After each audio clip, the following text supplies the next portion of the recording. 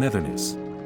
Use a piece of redstone on a stone barrel full of lava and you will be able to create a hellish material called netherrack. Setting fire to a block of netherrack under a fired crucible will give you a decent speed boost when it comes to making lava.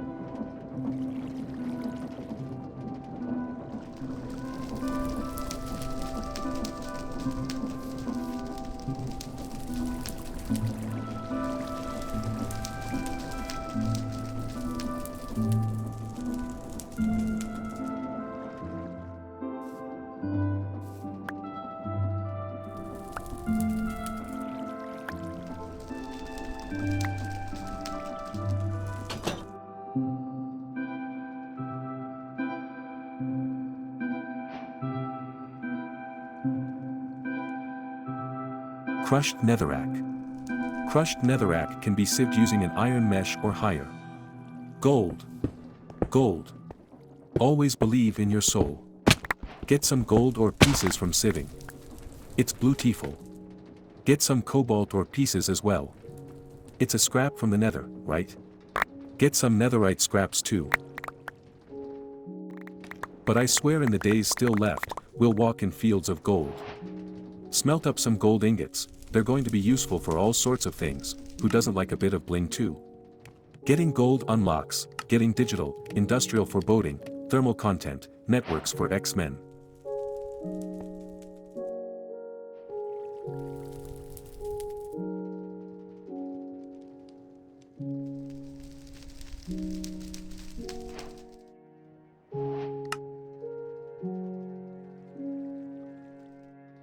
Netherite.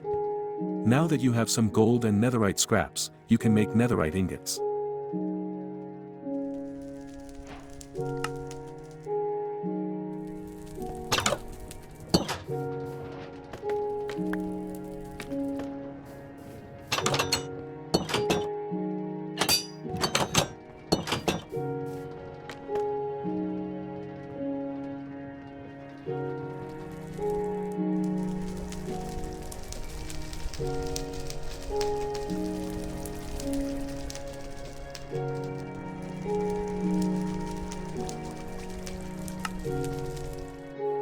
Smelt or melt.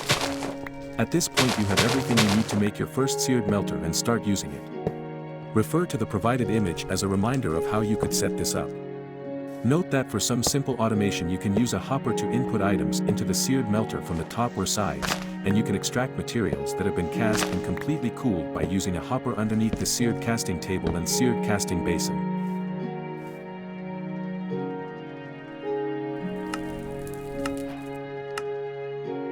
Sand casts. One block of sand can be easily converted into 4 blank sand casts in a crafting table.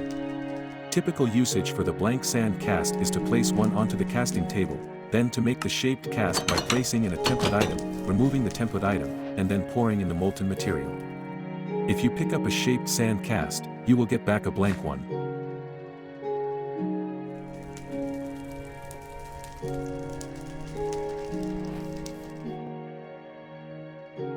Tanks very much. The seared fuel tank can store up to 4 buckets of lava. When placed as one of the wall blocks of a smeltery, it provides enough heat for most recipes. In the chute and out the drain. The seared chute can input materials into the smeltery via item transport methods. The seared drain can extract molten material from the smeltery through seared faucets, pipes, or other fluid transport methods. Another seared brick in the wall of the smeltery. With some seared bricks blocks, a smeltery controller, a seared fuel tank, a seared chute, and a seared drain, you can make a smeltery. The beating heart of the smeltery. To make a smeltery controller, place a seared heater into a seared casting basin and pour over 4 ingots worth of molten copper. Once it cools, you'll have a shiny new smeltery controller.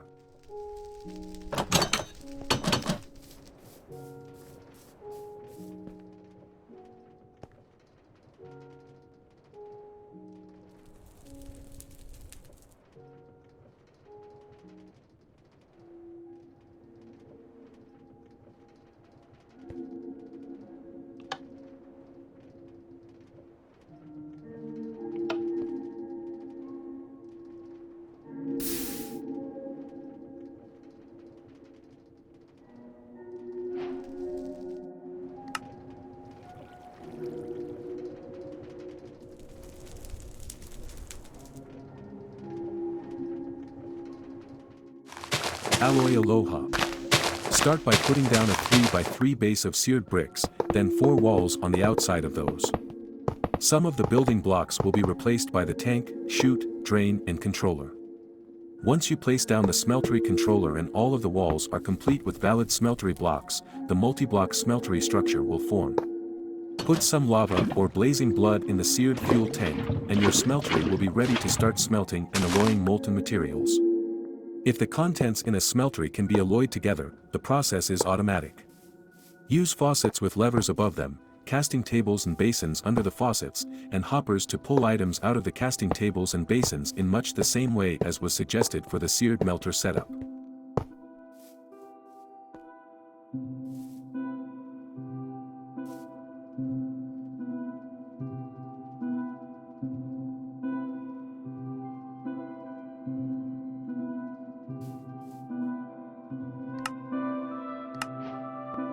Osmium osmosis. Osmium, a key element for use in advanced mechanisms, can be made through alloying fullerene, iron, and that'll do. Osmium is actually a pure element, so even our science division is uncertain as to what the actual process here is, but there's something hinky about that That'll stuff that seems to make this possible. You're probably going to need quite a bit of osmium moving forward, so you might as well stock up a bit. Getting osmium unlocks alloy, and getting mechanized.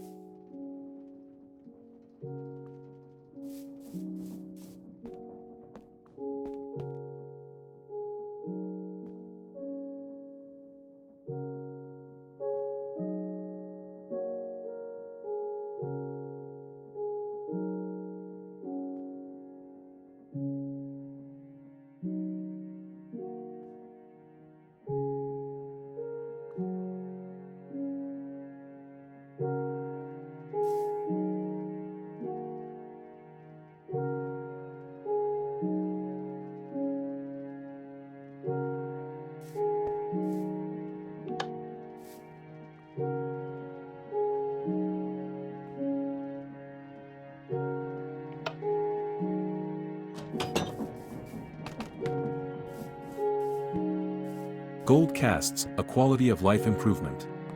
Now that you've got a bit of gold available, you should consider making some gold casts. A good example is an ingot gold cast. You can create one by placing an ingot on a casting table, and then pouring molten gold over it. The ingot will be consumed, but you'll be left with a gold version of the cast that doesn't get consumed when making ingots moving forward. It's definitely worth the investment.